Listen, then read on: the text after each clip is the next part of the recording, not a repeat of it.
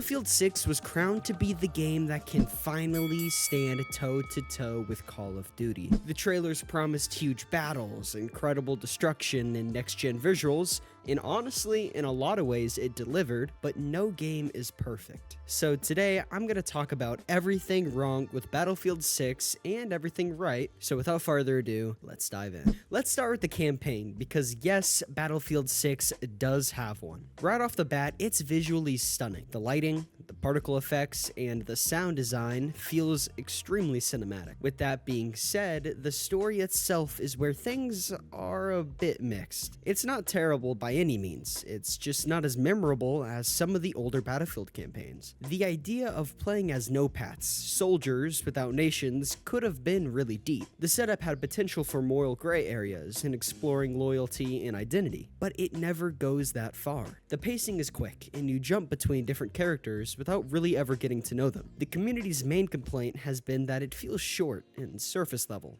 And I gotta agree. I would have loved a few more missions to fledge things out and let the story breathe. Still, as a cinematic experience, it's extremely fun. If you treat it like an action movie instead of expecting an emotional story, it totally works. And to give credit where credit is due, it's well optimized. Even on mid-ranged PCs, the campaign runs smoothly once you tweak a few settings, and that's something not enough people appreciate. Now, moving on to the multiplayer. This is where Battlefield 6 really shines. When it works, multiplayer is pure chaos in the best way possible. Massive maps, tanks rolling through buildings. I mean, it feels epic in a way that few other shooters can match. That sense of scale is something only Battlefield can pull off. But it's also that same scale that divides players. Some maps are visually incredible, huge and filled with dynamic weather events like sandstorms and rocket launching mid-match, but players have pointed out that they can feel a little bit too big at times, especially for infantry. Personally, I enjoy those moments, where the space allows for big vehicle battles, but I understand why some people want a tighter, more focused layout like the classic Battlefield 3 maps. This also leads to issues with camping. Players camp like crazy in this game for that exact reason. They find a good spot and are afraid of having to run back every time when they die. Now, using the squad spawn thingy does help with that, but my teammates are always in the worst possible positions ever, so as soon as I spawn, I instantly die, so I hardly use that. Also, because the maps are so open, snipers are definitely overused. I feel like I poke my head out for 1 second and I'm instantly dead. I don't even get a chance to play. I know tanks and stuff are supposed to even the playing field, but I hardly get to use them. Maybe once every 3 games, unless you're sitting in the respawn screen waiting for a vehicle to spawn and clicking on it like you're Usain Bolt. But even then, there's a good chance you're not going to be able to use one. Then there's the specialist system. It's probably one of the most talked about changes. Instead of 4 classes, we now have specialists with unique gadgets and abilities. I'll be honest, I actually like this idea. It adds personality and flexibility. You can build your own loadout to fit your playstyle, but the community criticism is that it blurs team roles too much. When everyone can do everything, coordination goes out the window. DICE has been adjusting this though, adding class-based restrictions back in recent updates, and honestly, it's made a big difference. Now for the gunplay, it feels great overall. The weapons have solid feedback, and the sound design is top tier. Now the main issue here is that some weapons dominate the meta, while others are barely used. Now that's normal for shooter games, and DICE has been patching regularly, but it's still something players point out. Now moving on to the vehicles, they are classic Battlefield, for sure, chaotic and powerful. The tanks feel weighty, jets are smooth, and the only real complaint is that sometimes the vehicles can overwhelm the infantry, especially on maps without enough cover. It's not broken, but it's something the devs keep tuning. Sorry to interrupt, but if you are enjoying this video, go ahead and like and subscribe. I have a really small channel and everything helps me out so much. Thank you, and back to the video. Also, I can't drive the helicopter for the life of me. It's terrible. Do not give me the helicopter, ever. Performance has come a long way since launch.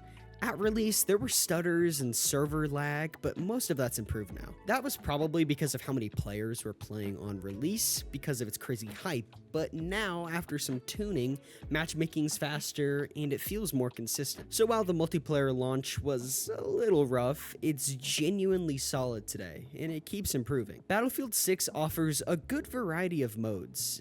For Conquest, it's a classic sandbox mode with massive battles, multiple objectives, and pure chaos. It's still the backbone of the game. The main issue I see here is that when one side is winning, it's near impossible to fight your way back into the lead. It loses a lot of its fun when you get spawn camped over and over. Even then, I still enjoy it. Breakthrough gives a more focused linear experience. Attackers push forward while defenders hold zones. It's tense, but it can be one-sided depending on what map you're playing on. Also, the snipers are absolutely miserable to go up against. This mode by far is the most abused map for snipers, or mode for snipers, 100%. Now, the hazard zone was an experimental mode that was actually meant to compete with extraction shooters like Tarkov. I appreciate that they tried something new, but it didn't quite click with the player base. The pacing was slow, and the rewards felt underwhelming. Still, it's a cool idea that I'd love to see revisited in the future with a few refinements. And then there's Portal, which is easily one of the best parts of Battlefield 6. You can jump into remade maps from older titles, Bad Company 2, Battlefield 3, or even create your own custom modes.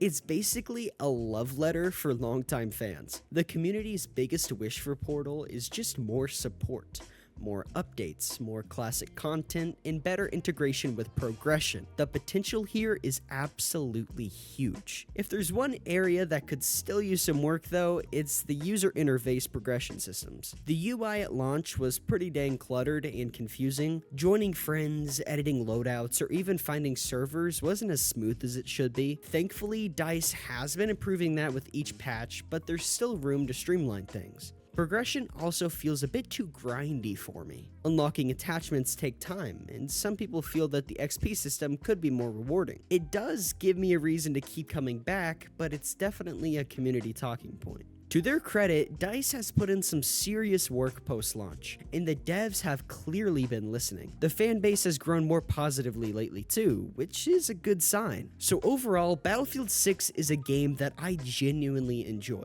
It captures that massive, unpredictable chaos that only Battlefield can. The campaign is a bit short, the specialist system took some time to find its footing, and some of the maps could be more focused, but none of that takes away from the fun where things click. It's not a perfect Battlefield, but it's a solid foundation, and with continued updates, it could become one of the greats. Drop your thoughts below and hit that like button if you enjoyed today's breakdown, and I'll see you in the next one.